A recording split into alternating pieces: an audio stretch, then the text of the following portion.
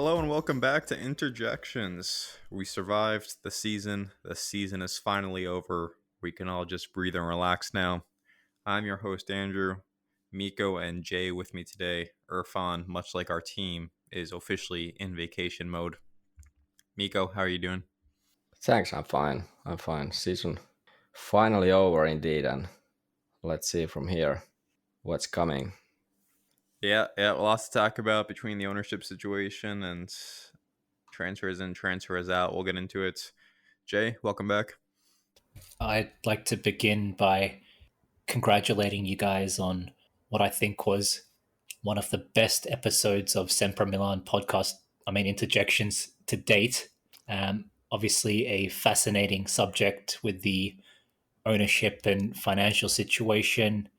I thought there was lots of excellent analysis, expertly delivered by everyone, Sterling and Irfan in particular. And somehow, inexplicably, the episode was free of reckless speculation and shameless gaslighting. Not sure how you managed that one. So, I really enjoyed last week's episode, and good to be back on. Don't worry, to compensate, we'll make sure this episode is full of just shameless speculation that's bounded in no basis of fact. So, we're obligated to talk about this Verona match, even though I don't want to. Personally, this match was impossible to watch. I kept finding my eyes drifting, especially during the second half when we were being just under siege by Verona and not generating many, if any, chances.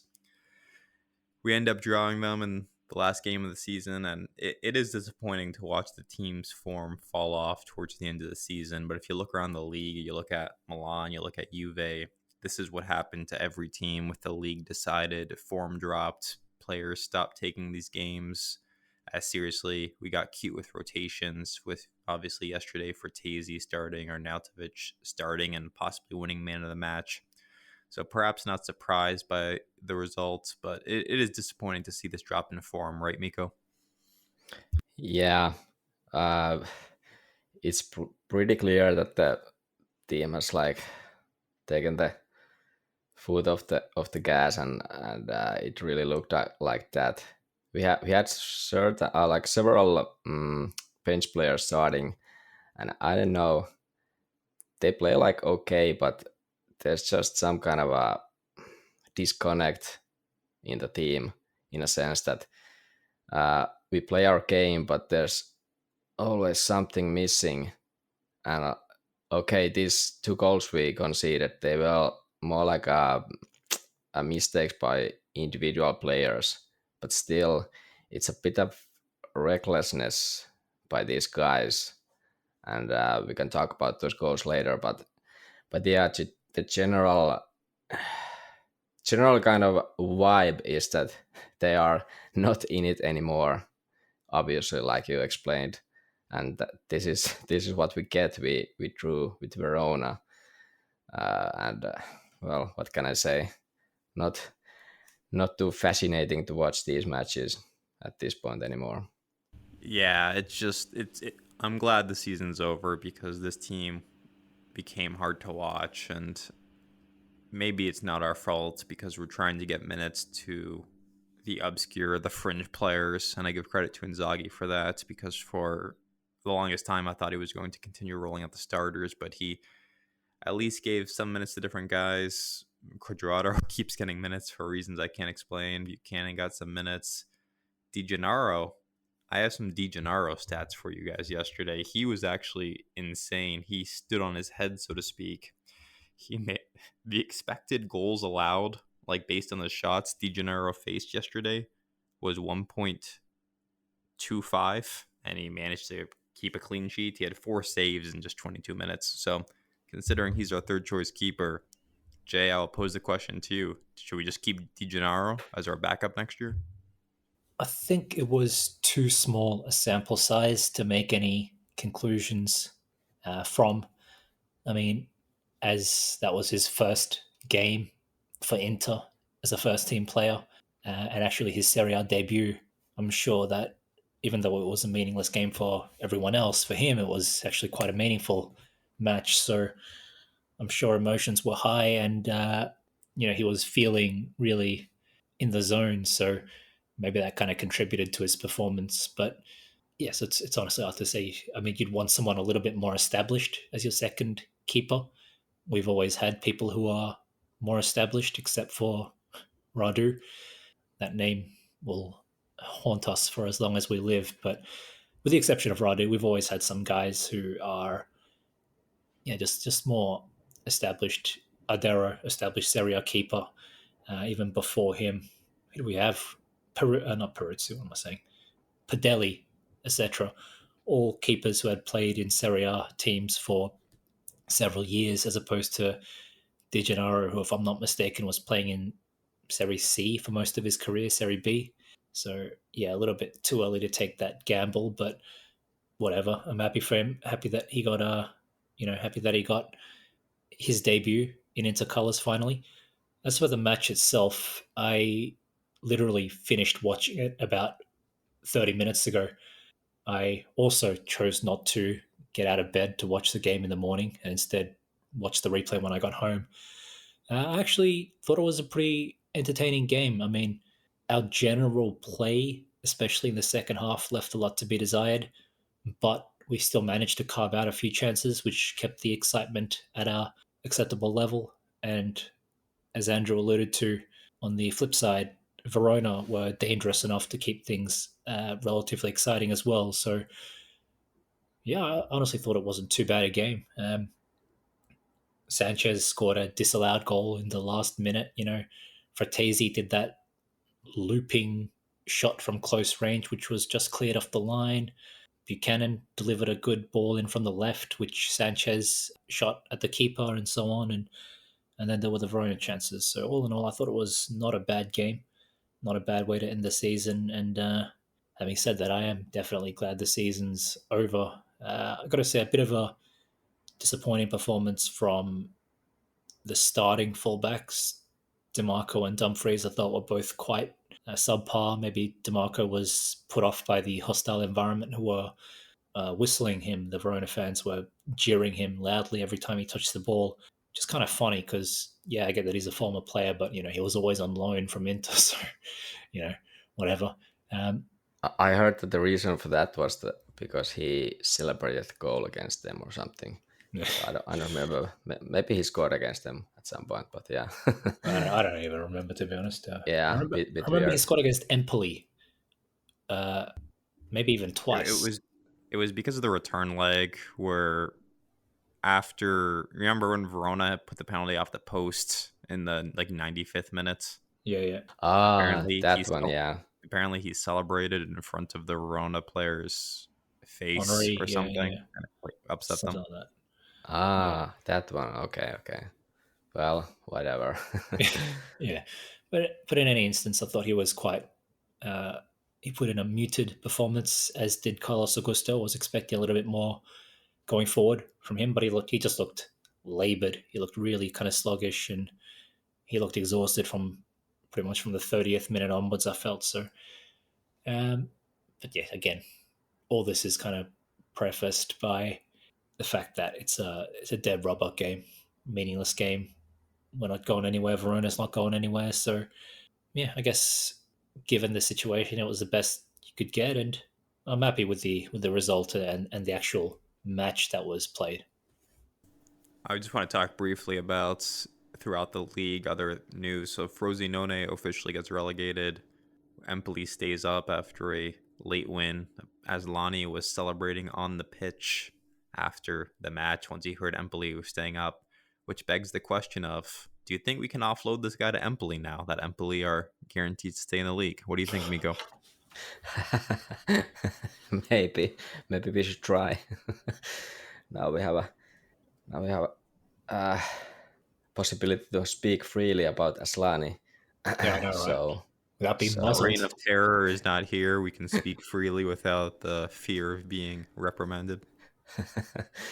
Yeah, I think as for Aslani, I think he wasn't too good at the short period he was playing, but yeah, I don't know. Let's see what happens in the summer, but it wouldn't surprise me if we try to get him out again, I like say we last trade summer. him for Niang. The other two bits of Serie A news that I want to talk about, Jay, we need to get your thoughts, of course. Milan move on from Pioli. I don't think they had a choice after you lose 6 matches in a row to your biggest rival, and quite literally, you cannot win the Scudetto if you keep up that form. But what do you think of Milan moving on from Pioli, and what do you think of the alleged replacement? I don't know, to be honest. I think there was just my interpretation, but I felt that the general Serie audience was vaguely split between two general camps regarding Fonseca. I feel some of the fans felt he kind of got hard done by and did a decent job at Roma, considering that that was not a good period for them. And others feel like he was underwhelming, and I'm somewhere in between as well. I do think there's a moderately talented manager there in Fonseca, but it's not a appointment that really, that really strikes fear into me, and maybe that's a good thing. Kind of start on a unassuming note for Fonseca without too many lofty expectations or whatever, and maybe he'll deliver. Who knows? As for Pioli, I mean, Lord knows how he made it this far. One thing I'll give credit to our coaches over the difficult stretches we've had in the past few years is that we've never lost in a by more than 3 goals. I think we lost once to Napoli 4-1 on the Spalletti, and I think we also lost to Atalanta 4-1. I think also on Spalletti, but and under Conte, I think the most we ever lost was like 3-1, 2-0 or something like that. But and same with Inzaghi for that matter. But Pioli, I remember Atalanta destroying Milan 5-0 with goals from Ilicic and Papa Gomez, etc. And obviously we beat them 5-1. Sassuolo beat them 5-2. I think Lazio beat them 3-0 and 4-0 once at some point. So there were some really heavy defeats during the Pioli era, which, those things turn the fan base really toxic. It's one thing to lose. It's one thing to get destroyed 3-4-0, 5-0, whatever. And like I said, thankfully we never had to endure that, and kind of surprised Pioli lasted as long as he did in some ways. But ultimately, I'm not just saying this as like the kind of resident pro Milan joker or whatever, but at the end of the day, they somehow, by hook or crook, managed to get a Scudetto out of it, And even I think Milan fans these days are calling that like a Scudetto that was kind of ahead of schedule or kind of unplanned or more down to Ibra than down to Pioli or whatever. But regardless, he won them the 19th Scudetto. And for a manager as unassuming as Pioli, as flawed as Pioli, as limited as Pioli, I guess they can't really complain too much. Years of routine Champions League qualification and one Scudetto is a lot better than what Milan were doing in the years preceding Pioli. So they got to ultimately, you'd have to view as run successfully. And as for Fonseca, like I said, it doesn't worry me too much, but it's one of several interesting coaching changes coming up for the next season. So obviously it looks like Motta is joining Bologna. It's pretty much 99% done at this point. As mentioned, you got Fonseca coming to Milan. De Rossi will get his first full season with Roma. And of course, the big one is potentially Conte to Napoli. So looks like the coaching landscape will be really interesting next season. I think Inzaghi is still currently the superior coach in the crop. Obviously, Conte has a much better track record or a much longer kind of history of winning than Inzaghi, but I think Inzaghi is just like a slightly more modern breed, and in football, generations come and go and change quite quickly, is my personal belief. And I don't want to say Conte's been made redundant by Inzaghi or something like this, but I do think Inzaghi showed like an evolution on Conte's system, as displayed by equaling Conte's, his domestic record by winning a Scudetto and simultaneously scoring more goals, conceding less goals, and making it routinely much, much further in Europe as well. So with Inzaghi at the helm, I'm not fearing any of these coaching appointments, but I do think it'll be an interesting season next season. Yeah, the one I'm most intrigued by here is the reports that Conte is going to Napoli. This one intrigues me for a couple of reasons. One is you have this serial winner, as he likes to call himself, Conte, going to a team fresh off the worst title defense in league history. Napoli, with like 8 Italian clubs going to European football next year, Napoli somehow finishes like 9th and avoids European football altogether. 10th, there you go. And it's a good thing for them, right? With Conte's European track record, they'd be dead on arrival in any competition. So now he has 38 games to focus on because he's not going to do anything in the Coppa Italia. And how does Napoli shape this squad? Do they buy Lukaku, who's probably going to be available to replace Osimhen, who looks like he's off to PSG? There's a lot that can happen, but how does Conte make use of 2 pretty darn good wingers? Does he switch to a 3-4-3? I don't know. It's going to be really interesting to see what he does. I could see a scenario where he rage quits in February, and I could see a scenario where we're sitting here next year and they finish second in the league just off the title. So I think we are good on Verona, obviously. Talked a little bit about what's going on in the league. I would now want to talk about what happened this week with Oaktree. If you listened to last week's episode, I thought we did a great job giving you a primer in terms of what to expect with Zhang, with the ownership situation. The dust has now settled. Oaktree has released a couple statements confirming that they are owners of the club. Zhang posted on Instagram his goodbye. And for all intents and purposes now, for the first time in our history, we're owned by Americans. No one knows what the future holds. We don't know how long Oaktree plan on holding on to this investment. There were some reports that I'm sure Miko will get into regarding the different money that needs to change hands for Zhang to be compensated for what Inter ultimately sells for. But I want to ignore all that for a second and just, Jay, you were out last week. What are your thoughts on Oaktree taking over as owners of the club? Are you worried? Are you scared? Are you indifferent about it? How do you feel? As far as I'm concerned, this is only the beginning of the end. I think Pimco were going to save us, and then Oaktree came along and ruined everything. And I'll pour one out for Stephen. I was emotional reading his letters on Instagram. No, I'm kidding. It's hard to say. It's really hard to say. I mean, were you guys swayed by the letter that the Oaktree management or the statement that they gave upon taking ownership of the club? Like, we've supported this club since we got the ownership stake, or since we invested in the club. Yeah, fuck off, mate. Like, I don't really buy it. So, we'll see. I mean, naturally, the scope of potential outcomes is so vast that this is where bad actors might try to sow the seeds of discontent and try to, resort to cheap fear-mongering tactics. And you'll see Milan fans and Juve fans gleefully predicting that they'll essentially scrap us for parts and sell a burnt-out husk of a club once they've recouped their money.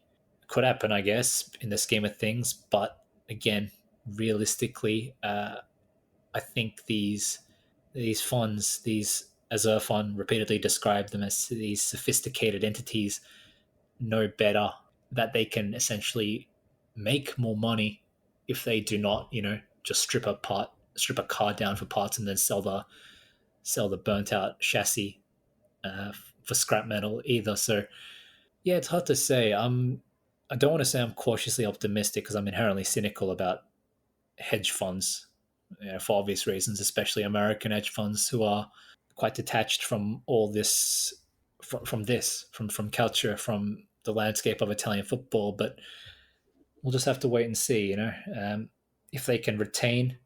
I mean, so far all the reports, and again, I take them with a grain of salt, but all the reports have alleged that Oaktree will look to retain the management team: Marotta, Arcilio, Zanetti, Dario, Bacin, and so on and so forth.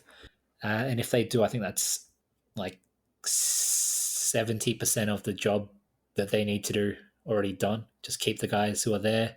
Try not to unsettle what is a good squad and a good team. And that's pretty much it. As long as they do that, then I think that's a massive step in the right direction. But again, just really hard to really make any comments at this stage. Reading everything coming out this week, I just want to level set expectations for Oaktree because everything's rosy in the media right now. Surprisingly, they're all painting this picture of, dare I say, Oaktree even investing in the club, which is unlikely in my opinion. But I will say, like, these investors, these sophisticated investors, as Irfan was saying last week, they know what they need to do to keep this club in sellable condition, and that's keeping Inter in the Champions League. And I really think that's the only objective Oaktree are going to have here from a sporting side of things, because look, the difference in prize money between winning Serie A and finishing third is negligible. It's not going to impact their decisions. And while we all like to talk about building a brand and all that fun stuff, winning a 21st Scudetto is not going to enhance the Inter brand very much at all, if we're being completely honest. The path forward to making Inter more global, more marketable is the Champions League. And there's no reliable way to consistently go deep in the Champions League. When you look at the clubs who have gone deep in the Champions League, you're talking about clubs who have stupid money to spend. The Reals, the cities, and even then, you're not guaranteeing yourself success. Look at how much money Barcelona have spent. They've been to like one Champions League semifinal in the past 7 years. PSG are obviously another extreme example. So Oaktree aren't going to come in and pump money into the squad, try and get us to go further in the Champions League. If nothing else, we're probably already at the point where they're going to be content with our level, because look, this is a team who, if things break right, they could go far in the Champions League. More often than not, they're favorites to get to the group stage. And from Oaktree's perspective, that will secure the revenue necessary to make this club profitable or sellable. Because that's all they care about, is the dollars associated with qualifying for the Champions League. So the idea that they are going to come in and pump 50 million into the club is a joke to me. Because when you look at it, what is 50 million going to get you? We just had one of the best seasons in modern Inter history, where we won the Scudetto going away and had a very realistic shot to go deep in the Champions League that we blew. And spending more money is not going to guarantee any of that. So the best we can hope for is stability, like you said, Jay, keeping key directors in place, renewing key players' contracts, and hopefully no bigger clubs come knocking for our star players, because if they do, we might be forced to sell them. Miko, any thoughts on what happened this week with the ownership situation? I know you were shedding tears as reading Zhang's Instagram post. Yeah, I definitely was. But yeah, to be serious, I liked his love letter, if it was a bit cheesy, of course. But I consider Steven to be like a real fan, and he became a real fan of Inter at the time he was here. And at least these Instagram lives with the players like painted a bit different picture in my head, how he was like, how he was and how he communicated with the with the team, and maybe even with the directors, of course, not with with the Insta live, but I don't feel bad about Steven, especially Steven. I think he was okay in a sense, but now it's over, and the latest reports also indicate, despite what Zhang posted before the takeover, which was a bit like a angry or or some kind of a hostile message towards Oaktree. It seems that nothing's going to happen in that regard. No legal battles or anything like that. So I expect nothing from Zhangs from now on, in a sense that Oaktree will uh, will continue with Inter, and Zhangs will get their money, because I want to talk about this clause regarding Oaktree and Zhang's deal. There were reports coming out in winter, maybe late autumn, that there's some kind of a clause in this loan agreement that Zhangs will retain part of the money when Inter is sold, or when this, if this takeover happens, there's gonna be some kind of evaluation of Inter's value, and Zhangs will retain part of that money. And it seems, based on the latest reports, that this clause is really there. And one of the one of the indications of this was I don't know, was it a post by Inter, or like a Oaktree at Inter website, that there was mention of this, that the change of control event, and there was no trigger of change of control event when Oaktree takeover happened, and that indicates that the deal with Oaktree included some kind of a, I don't know, some kind of a clause that Inter's not this Oaktree loan, but the Inter's own debt would have to be repaid immediately when there's this change of control event. And now this wasn't triggered, but when Inter is sold by Oaktree, then this event probably will be triggered, and someone needs to pay this, I don't know, is it almost 400 million debt or bond, and it needs to be paid back to the bondholders. And I think that's a key issue here when selling Inter, since that needs to be taken into account when making the valuation, how much Inter is worth, how much Zhangs will be paid back, or how much they will retain money from Inter. And I think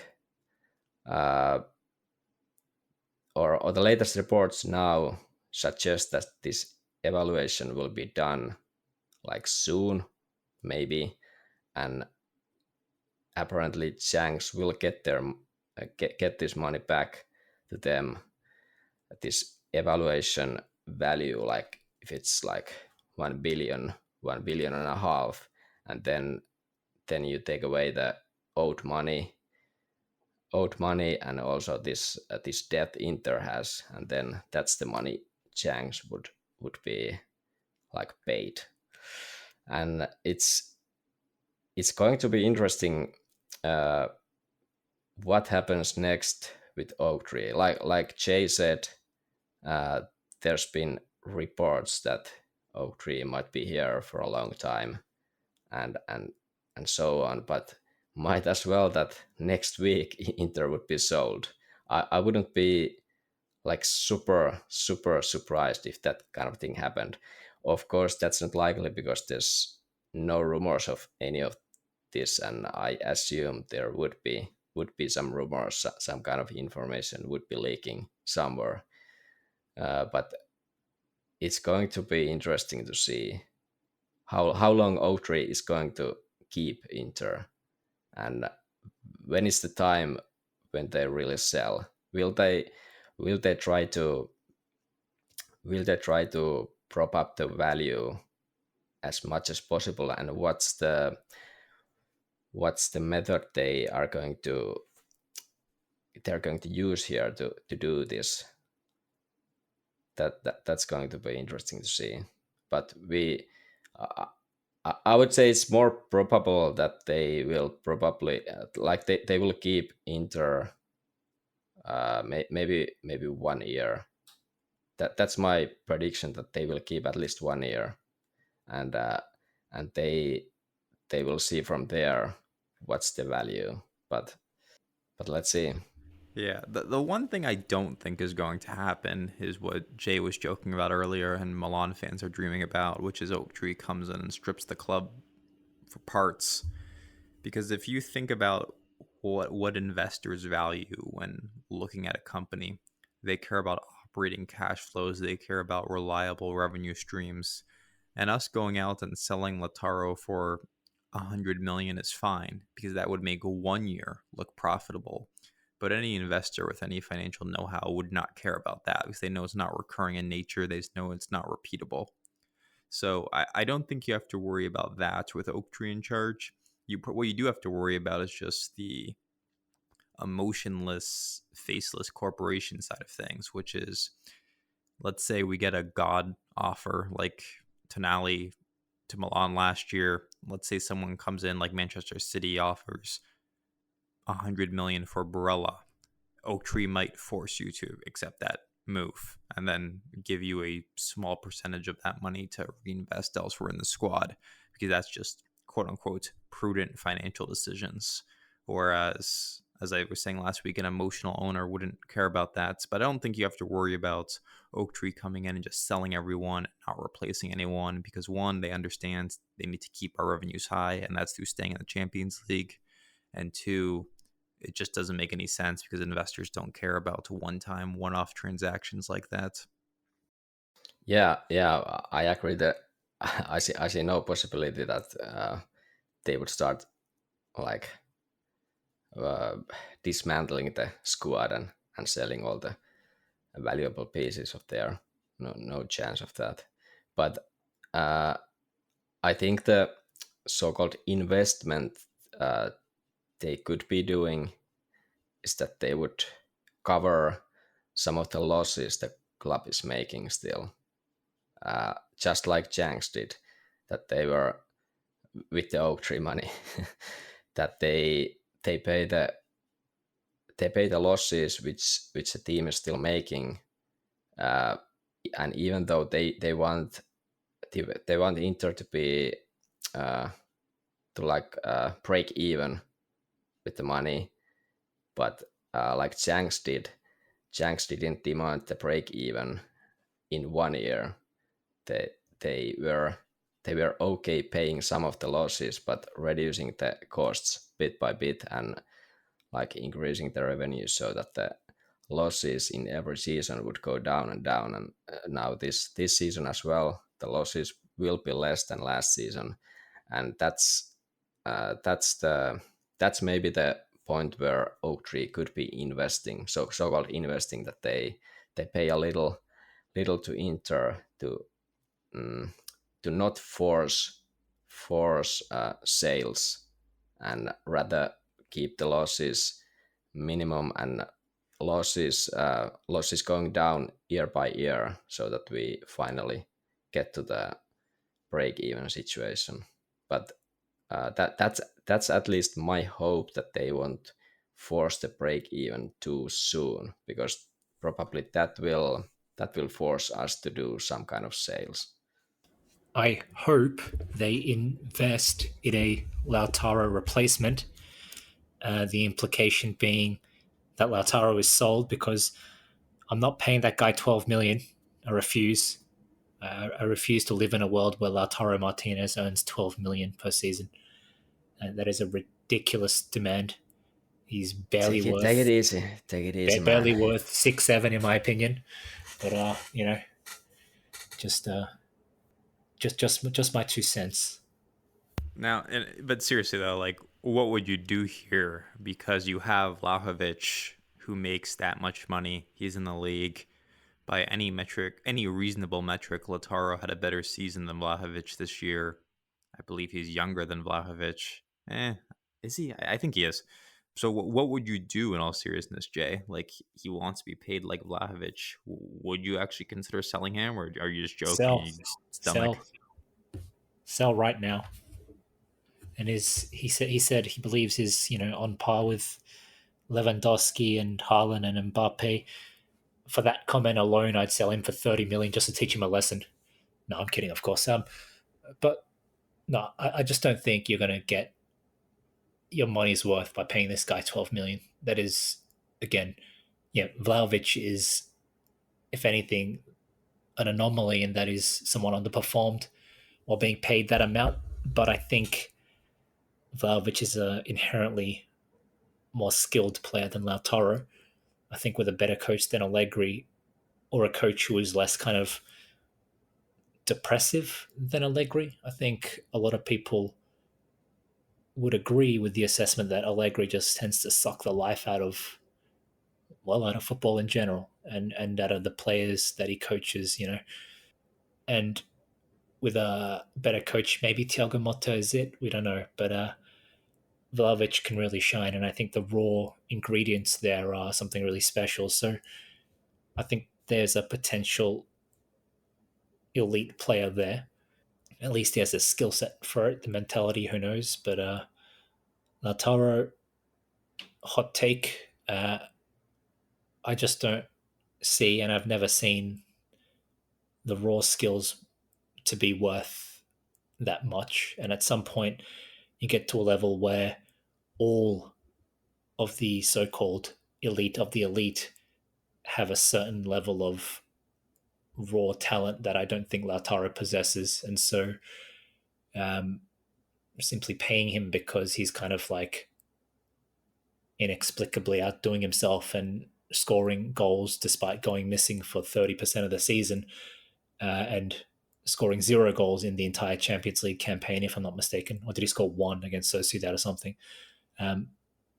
Scoring no goals in the Champions League knockouts and all that kind of stuff. Like, I don't see how you can justify 12 million for him. So if push came to shove, yes, I would sell him. What's an acceptable amount? I think 100 million is a joke, to be honest. I think it's way too high, and I think other clubs would come to a similar assessment that I have. I think even someone like Osimhen is someone you would pay that money for. I'm not saying I would, but I think a club like Chelsea or one of these English clubs would be tempted to pay more for Osimhen than they would for Lautaro, despite Lautaro having been objectively better the last season and having won more. Obviously, he's won 2 Scudetti now, and he's won the World Cup as well, gone further in the Champions League and whatever, or the Coppa Italia. But when you see the way Osimhen plays, it's just the eye test. You see the power, you see the pace, you see the flair, you see all this stuff, and then you see Lautaro, who is, again, to his immense credit, manages to be useful, manages to kind of somehow put it all together. But again, just my personal opinion, I think it's undeniable that Osimhen has better raw attributes than Lautaro. He's a faster, stronger, taller, more powerful player, infinitely more athletic, and I think when he's on form, he's a better finisher as well. Again, there are reasons why you might prefer Lautaro, but you get what I'm saying. And I think when clubs look to buy these players, these elite players, and spend vast sums of money, you want to have those raw attributes to fall back on if all else fails. And that's why I think no club will pay upwards of 80 million for Lautaro. So I would personally take something in that area if it came, and especially considering there's only 2 years left on his contract. So yeah, maybe a bit of a unpopular take, or a Horrible take. I think it's a excellent and educated take, if I may say so myself. But All I know is Oaktree really wishes Jay was running our club right now. Sell him, reap those beautiful profits. The only thing I want to add quickly is that the leagues are not symmetrical, and it's possible to perform well in one league and not excel in another. I I think we've seen that with like Ciro Immobile, right, who has failed in a couple leagues before coming back home. And Lautaro strikes me as a player who's suited for the Italian league because he's not the fastest player in the world, but he has the right attributes to succeed here. Whereas if I look at he Osimhen screams English football. Just look at the way he's built, the way he plays. He just has immense raw talent, whereas Lautaro's game is a bit more refined than his. So Lautaro, you might be able to sell him on somewhere else, but I don't think he would succeed more anywhere else other than here, because this is just the perfect place for him to be. Even, and that's why I tend to think like this is his top level. I don't think he has another gear within him. Like this is as good as it's ever going to get. Yeah, and I think I think the clubs evaluating these players would think exactly the same. Like, who are the clubs with money to begin with? Firstly, they're the top uh, Spanish teams and the top English teams, or every English team apparently these days. But they're probably thinking the same thing. They're looking at Osimhen. They're going, look at that guy's height, his build, his speed, his power, and then they know the Premier League is renowned for that. They know that these are the attributes that often define great strikers in England. And as you so correctly pointed out, Lautaro's game is not really about any of that. He doesn't really have any of those natural blessings such as height and pace and power. He's managed to build a career for himself through a kind of blend of other attributes and other skills. And to that effect, I think if there was one other club for him where he'd do really well, it'd be Real Madrid. I think with the service, I think he's just about technical enough to hang with some of those guys and not make a complete fool of himself. And I think they'd feed him enough opportunities for him to kind of tick the boxes, look impressive, and score a whole bunch of goals. I mean, they won the league with Hosselu as their starting striker this year, you know what I mean? So I think Lautaro could do really well at Real Madrid, but they've just signed Mbappe, so obviously they don't need him. So I think that's a really, really excellent take that this is probably his top level and that this league suits him down to a T. And beyond that, I can't really think of many other teams. Maybe Barcelona, but Lewandowski's getting older, but he's still a elite striker. There's nowhere for him to go who can afford him and who would realistically pay the amount that we'd want to get paid for him. So as much as he wants that money, I think it's going to be really hard to kind of play hardball and try and leverage a sale or leverage an exit for him, talking from his agent's perspective, because again, who's going to buy him? All I'm gonna say, all I'm gonna say is Lautaro is not worth that 12 million net salary. Vlahovic isn't worth that, and I don't think Inter considers that either, and we won't pay that salary.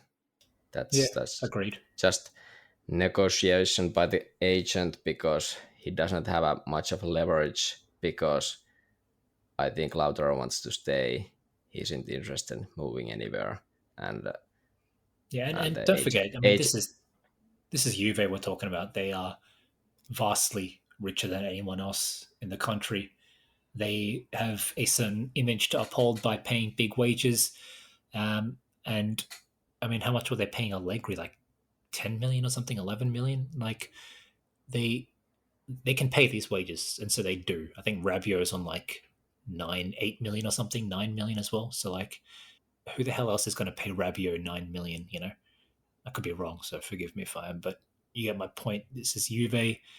It's a different beast. Everyone knows that. Like, you're not going to get those wages from Inter, barring something exceptional like, uh, you know, Lukaku 3-4 years ago, and Conte and stuff like that when Suning was splashing. But this is a new Inter. Uh, Obviously, we're kind of carrying on from like the 2021 Suning to now is the way we're operating, and so I don't expect to see sudden, changes in wage structure and wage strategy at the club. And yeah, Lautaro's not going to get that, as you rightly pointed.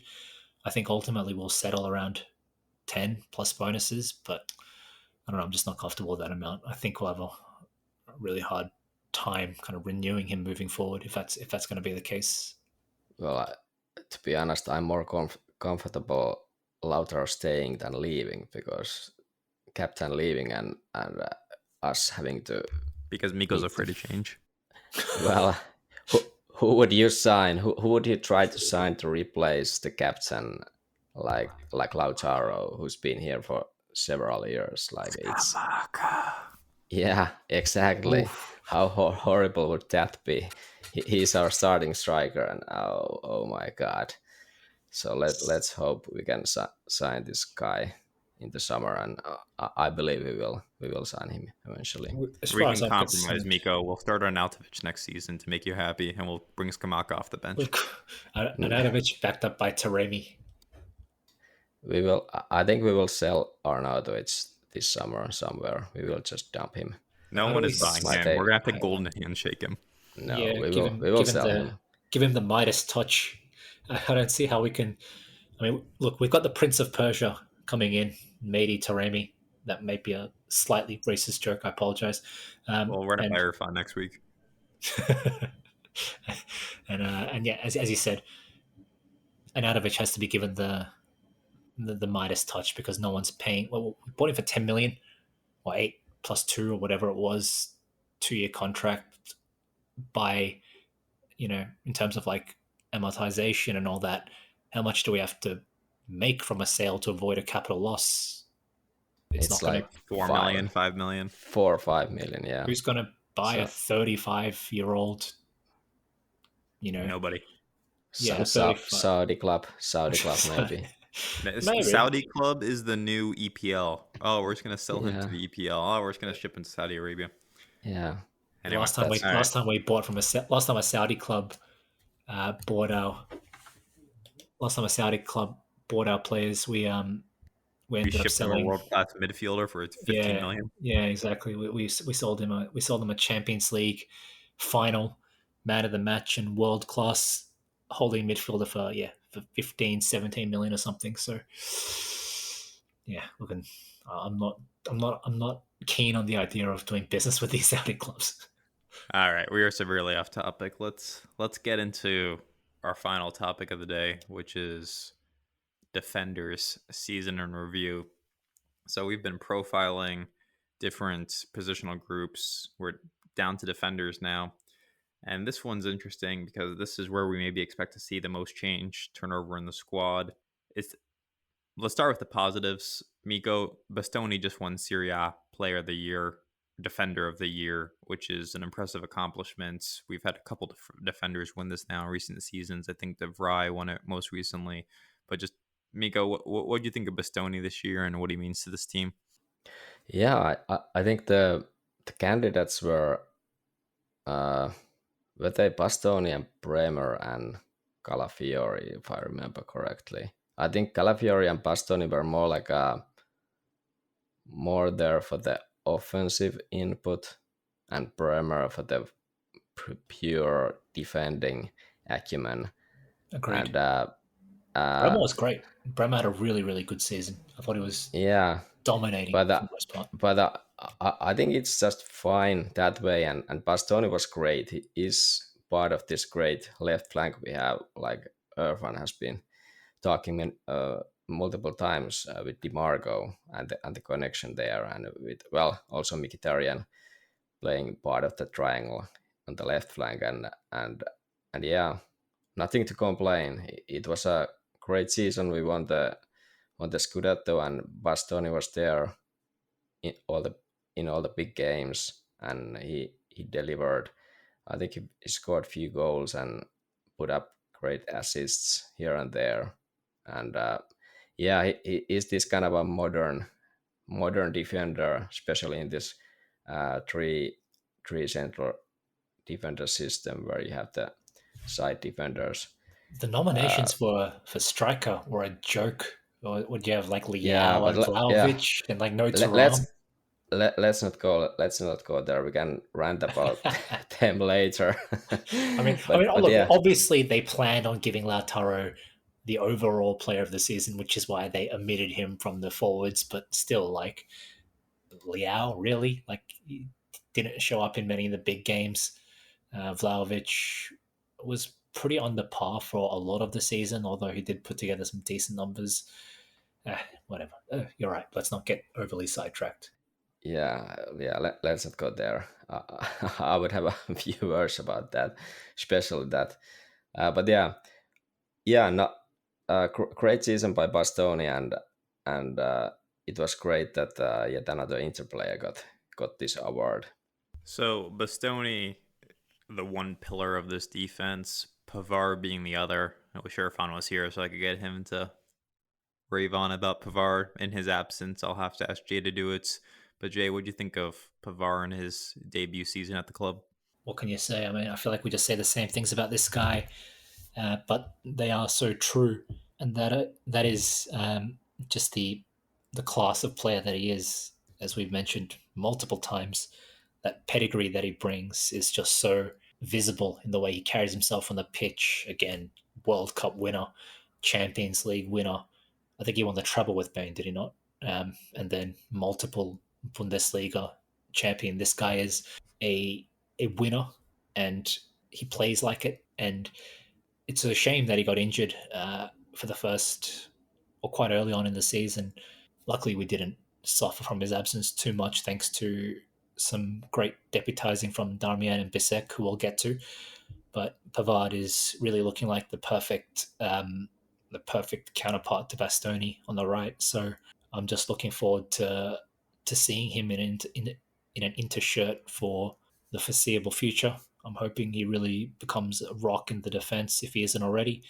There was a there was a period where his form did kind of dip and he looked just a little bit slow, but I think I mentioned he kind of came roaring back to life in the second derby, and he put in a top performance against Liao and Tio and whoever down that left flank. So, Champion really showed his value in a clutch moment, in a clutch game. So I couldn't be happier with the player. I thought we got a great deal despite the lengthy negotiations. At the end of the day, we got him for a good price from Bayern Munich. So hopefully we can continue to foster that good relationship with Bayern, even though Rummenigge is no longer there.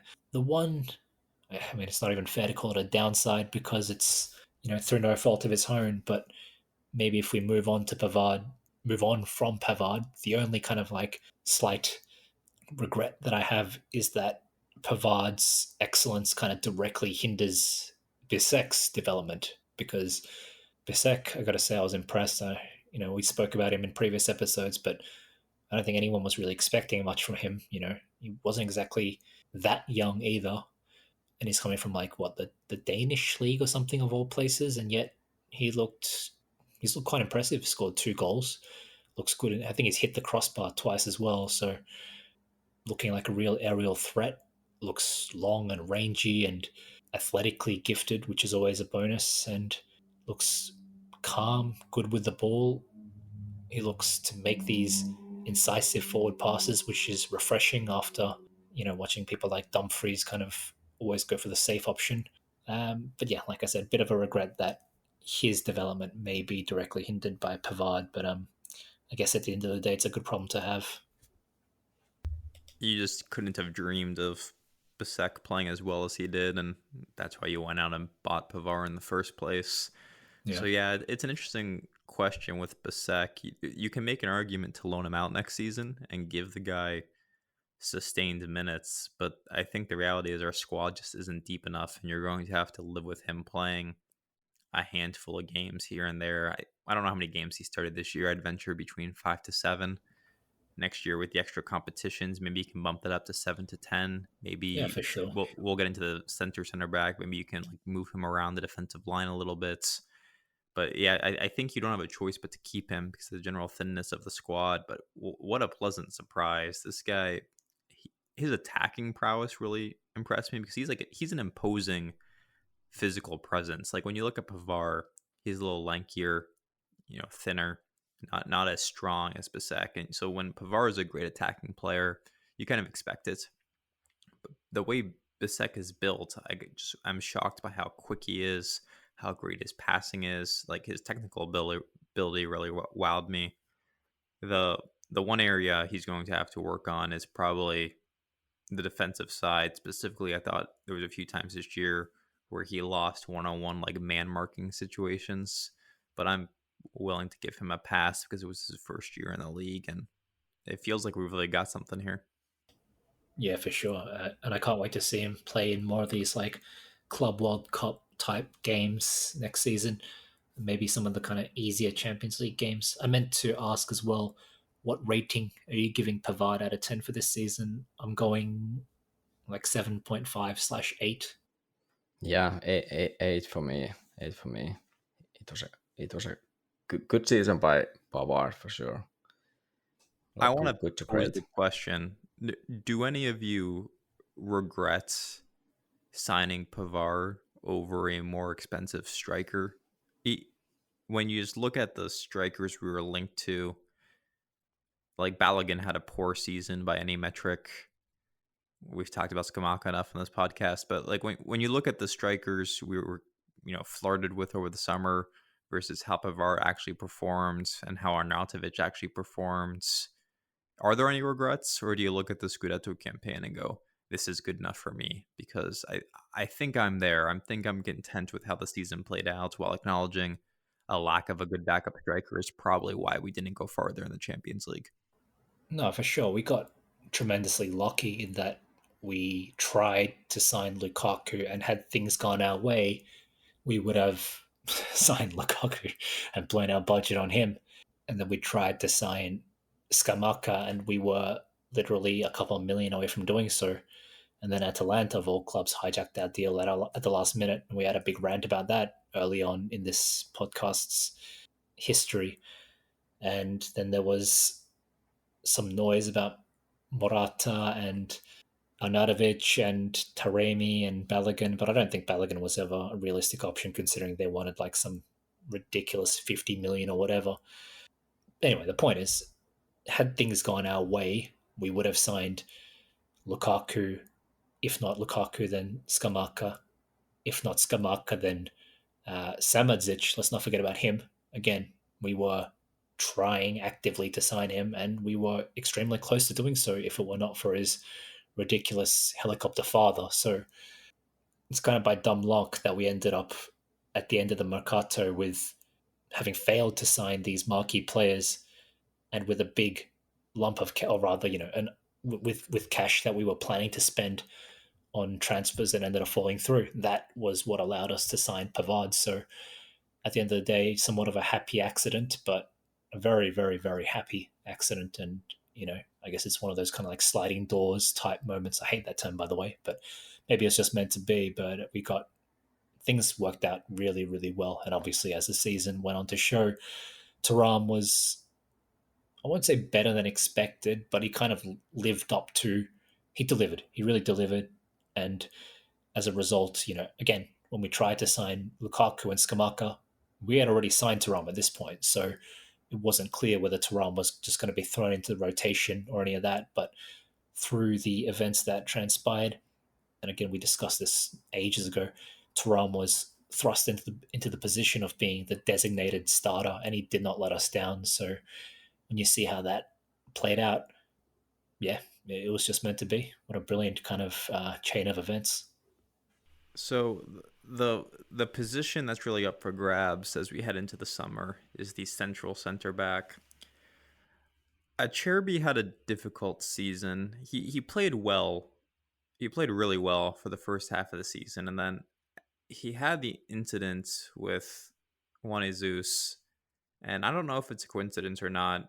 And maybe this is just like my biased eyes were being extra critical of him, but it felt like his performances fell off a little after the incidents. He had a couple poor games in a row. He had one where Howler led directly to us conceding a goal. And he's like 37 years old. So the more matches he plays, it makes sense that his effectiveness is waning. On the flip side of that, you had De Vrij, who had a strong season. I don't know if it's fair to say he's back to like his former league defender of the year form, but he's effective when used. I don't remember any glaring mistakes from him this season. He was a serviceable player, but once again, he's up there in age. I think he's 32, 33 now.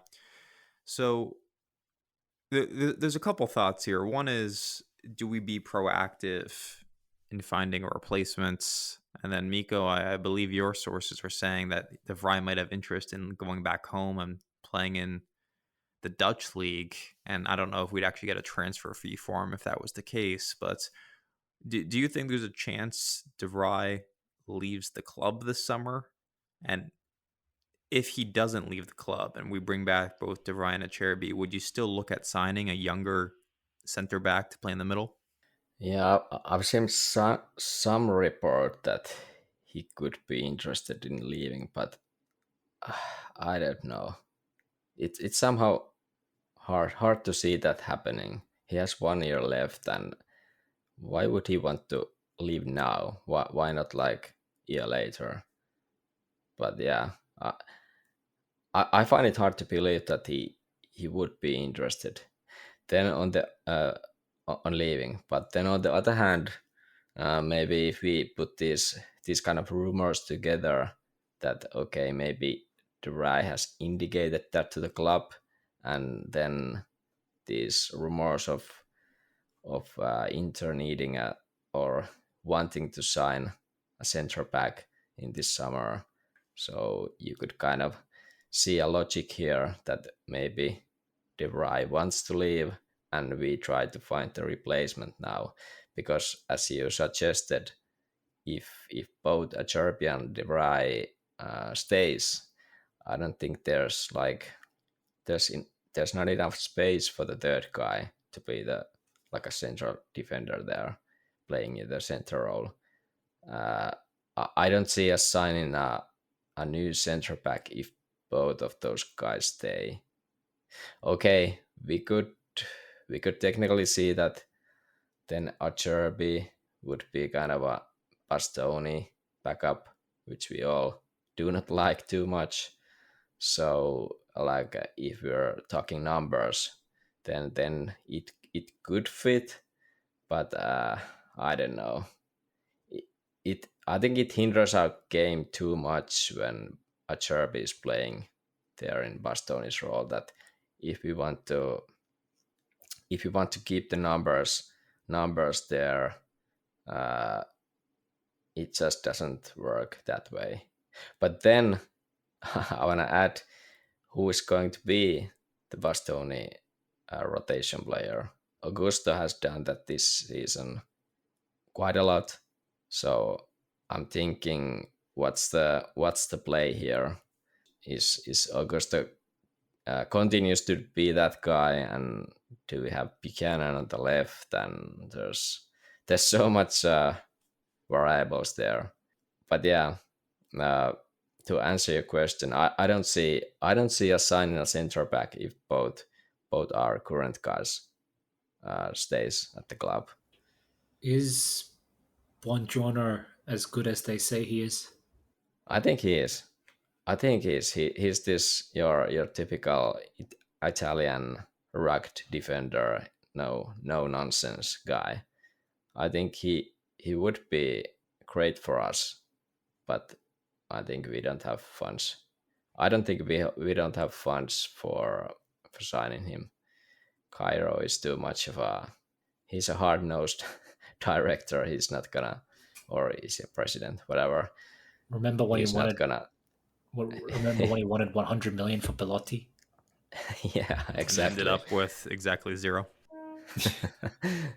Yeah, and look what happened with Bremer 2 years ago. So I don't see us getting Buongiorno, even if he would be a great fit for this Inter. And I saw some rumor that he would have been talking in the national team to Inter players that he wants to join Inter and blah blah blah. But hard to see this all happening.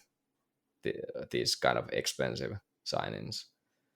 Yeah, we just don't know what the transfer budget is. Who was there's a free defender right now we're being linked to. What was it? Nacho? from from Real Real? Madrid. Not sure, but I think he's going to MLS.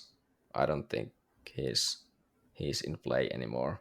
Okay, I so think he's regardless, though, we're redundant. looking for a center back. I think not just redundant. I don't think. I mean, he's played in the center a lot. He's also played a right back, and at 35 years old or something, like we've got Darmian to do exactly that. Albeit Darmian does not play central center back, and you know that we're after or you know that we want a specific style of centre back to play that middle centre back role. I don't think Nacho is it, to be honest.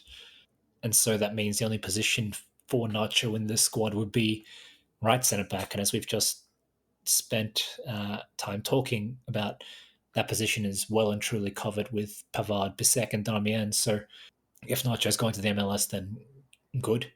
As much as I appreciate the player as like I don't know, like a leveled up version of D'Ambrosio for Real Madrid.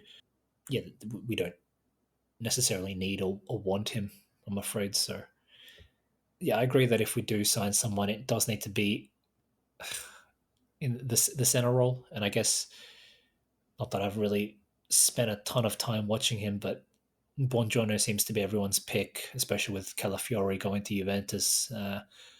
And so I think we'll see one of two things. I wouldn't be surprised if we signed him, to be honest. I mean, like the Fratesi signing kind of came out of nowhere. He was on a couple of people's wish lists, including myself.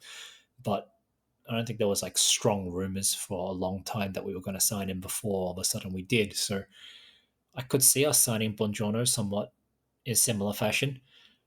Um, Having said that, I think we'll either do something like that and sign Buongiorno, or I think we'll try and eke by with just keeping Acerbi and De Vrij and kind of hoping that they can keep it together for another season, which is, I guess, another conversation for itself. But yeah, for me, it'll be kind of like the minimal, no touch kind of approach versus like or like a kind of big investment, comparatively speaking. So I want to comment briefly on the Brian Acerbi.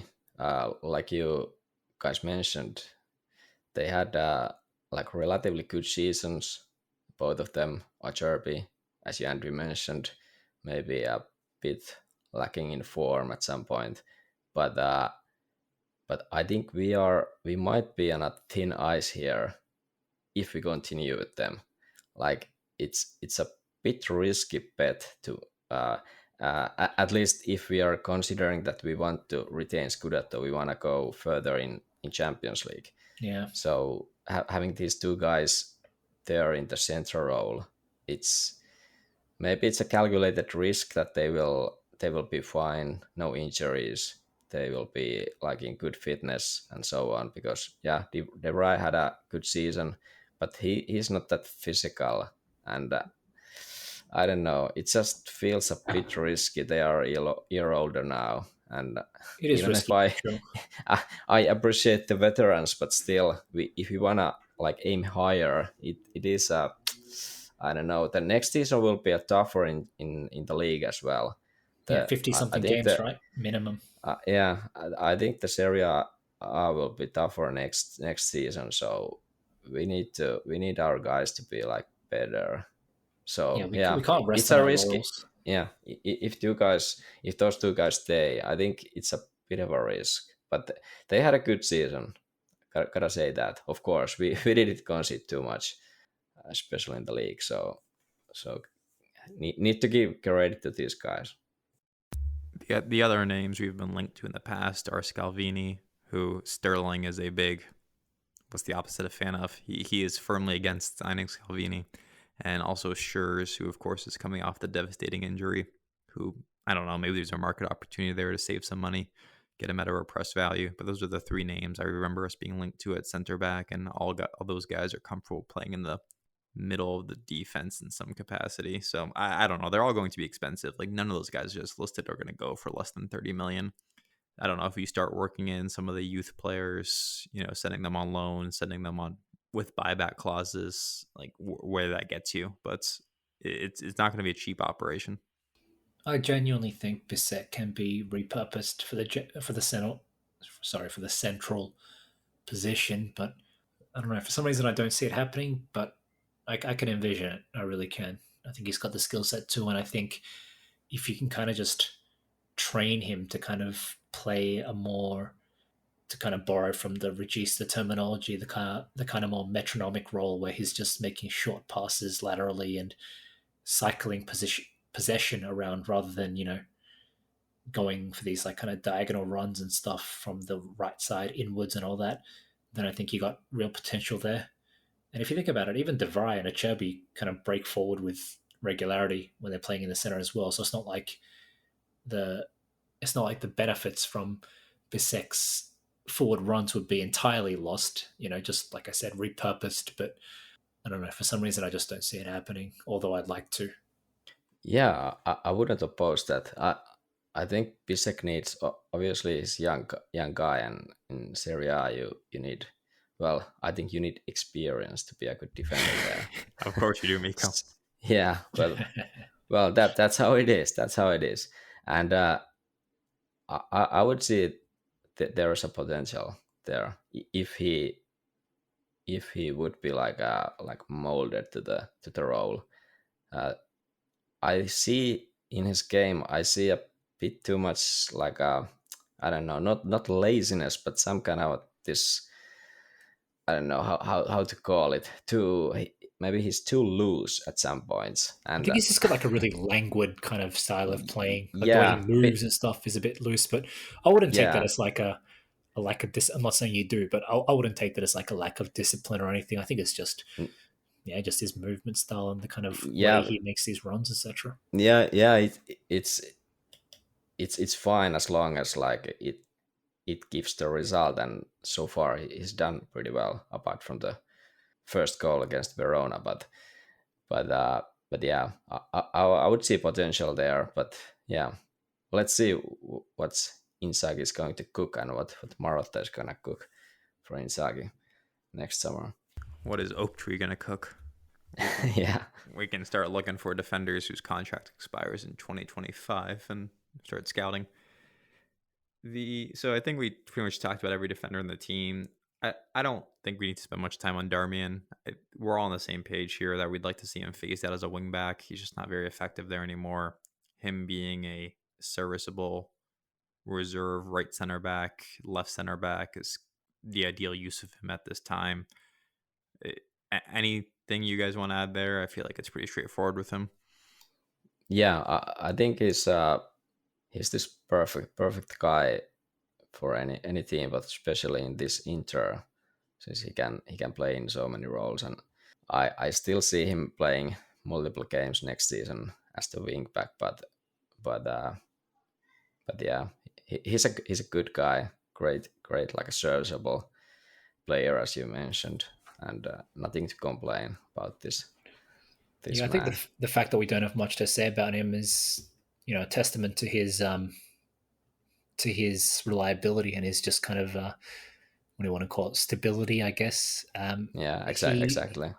He played in most games. In fact, he started most games this season, like ahead of Dumfries. We talked about it last week, or you guys talked about it last week with the wingback review and all that. But Dumfries kind of lost his starting spot, and so Darmian actually was the starting right wingback for most of the season, believe it or not. But so it seems a little bit of a disservice not to touch on him at all. I do totally get where you're coming from. It always feels like there's not a whole lot to say about him because he's just kind of constantly reliable, constantly solid, and he's just Mr. Dependable. He's like a better, would you say he's a better D'Ambrosio? I don't know. I was never as big on D'Ambrosio as a lot of other Inter fans, to be completely honest. But in any instance, he's the D'Ambrosio of this generation's Inter.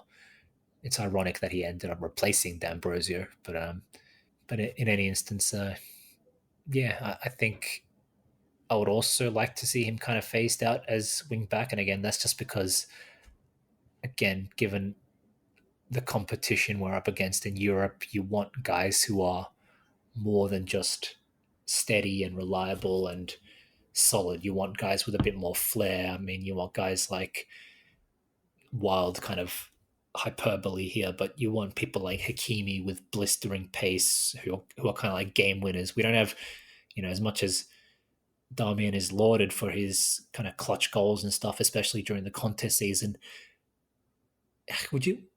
Is it a disservice to say he's not a game winner because he did score a couple of decisive goals? But you know what I'm saying. He's not a game changer.